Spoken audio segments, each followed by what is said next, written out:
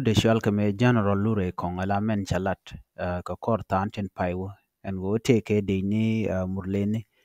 ke ngwan murleni te were we ka jongle e kani chicken kanen ka kamera ne to ngwana long te jel kel ka de bong no aka kano te ka gwad mo goten wo kana makten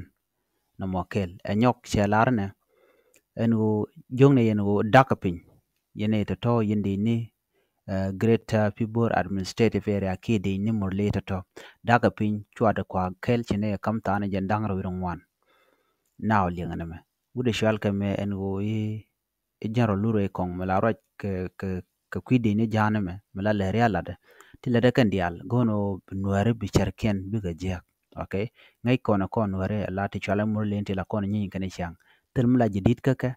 beka wala chicken be agenda na gorono de yana ngaj tele mu bokon dier kaje lone work community ngaje je gwanu ne di ti chala de ti ne be agenda lure kon ka ti chala propaganda ne ka rwani lora ne ken mi ka to ko pujen go kane ti be kake ala be kare ke jongle ko woni ngato be lere shi kula bene kan ka kake panken kan jang ba chejen nyot na kono ne te kane ken ken kare alaka te bun wer be kan ka o ma ka jan lut kana so yene content re which kalo nuer gore jene na men bialat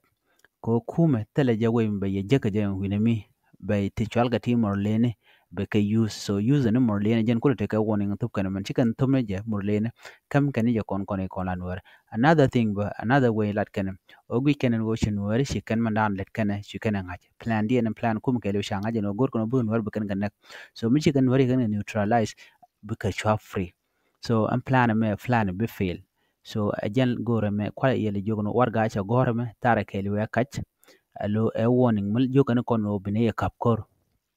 tele greater people administrative area ki murlene te chi men jene buka kuma kirma yadi buka no ma kana mutok na jene kan buka nuar buka ko ma kachi en first time en go buka rodian mobilize buka peng di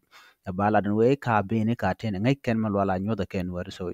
agenda na gore baladie warning che to buka warga me tara keliu jogo no kono no kamne yakor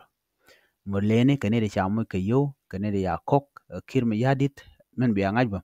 wude shal kame yaw te kel kan mi shal kama ko ilwe da me long wer nang wer mane so bi angaje no ne ti ka nang no ne kan mi shi ka raj bi angaje no gor kan ne kan kon enyok bo chi surprise because kor ja tan already mum de kon ko surprise ke ja banu bi angaj mi shi ga warga yikena gor kay ni jen in another way la jo no kono kamne yakor okay kaba jena mo ne jen dana to kon tam ani widu na ko to chunga ten kon lat ko rudien